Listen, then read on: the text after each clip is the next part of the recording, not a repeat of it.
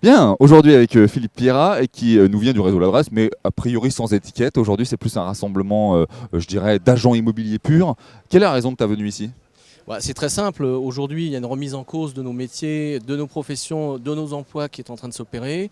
On est tous concernés tant dans les métiers de l'administration de biens que dans les métiers de la transaction, parce qu'on sent très bien des mouvements sociétaux qui vont nous amener à une refonte complète de notre modèle.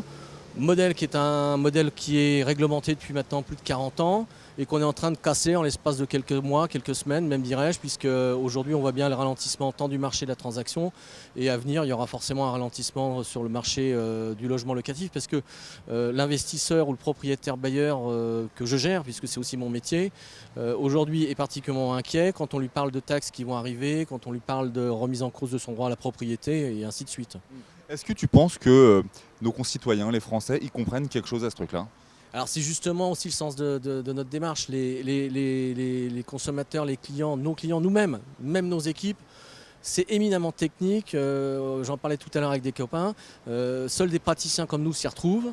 Et même les gens du ministère, pourtant parfois qualifiés sur les sujets, ne comprennent pas du tout les conséquences de leurs décisions ou de leur prise de point de vue qui sont parfois très dogmatiques et en dehors de tout entendement, je dirais, de l'équilibre économique des choses. Je prendrai un parallèle pour te donner une explication. Il y a une autre ministre du gouvernement qui s'appelle Sylvia Pinel qui est en train de sortir un texte de loi que j'ai parcouru avec attention sur une refonte de tout ce qui est régime des contrats commerciaux, donc les baux commerciaux, c'est de l'immobilier mais commercial et professionnel.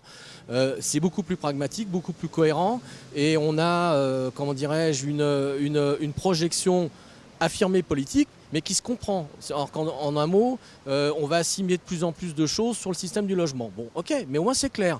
Mais là, dans le cadre de la loi Allure, on a un texte de loi qui est un des textes les plus longs de la Ve République. Ça, les gens doivent le comprendre. C'est 226 pages, je crois. Mais nous-mêmes, on est paumés. On parle du code monétaire et financier, on parle de la loi Hoguet, on parle de la loi de 65, de la loi de 89, donc qui régit les rapports locatifs.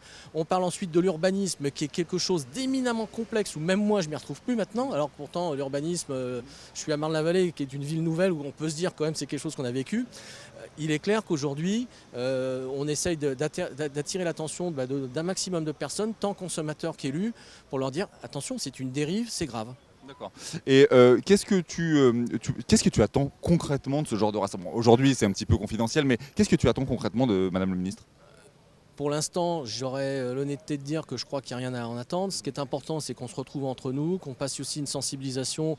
C'est une première réunion, on n'est effectivement pas très nombreux parce que les gens n'ont pas encore compris peut-être qu'on pouvait passer sur des actions plus directes, plus nuisantes. Notre mouvement syndical a toujours été un mouvement patronal poli. On a abordé le ministère avec des propositions, on a abordé le ministère avec bien entendu le souci de se faire comprendre, d'apporter de la compétence, d'être force de proposition. Par exemple, quand on a proposé le bail solidaire, qui est une véritable réponse aux préoccupations ministérielles et gouvernementales, on nous a dit « Ah oui, c'est pas bête !» Et on n'en reparle même plus. Or, le bail solidaire, c'est un moyen de désengorger les HLM, c'est un moyen de faire un truc simple que les gens comprennent et sur lesquels, comme on l'appelait dans sa première version, les trois parties, c'est-à-dire l'État, le bailleur et le locataire, s'y retrouvent.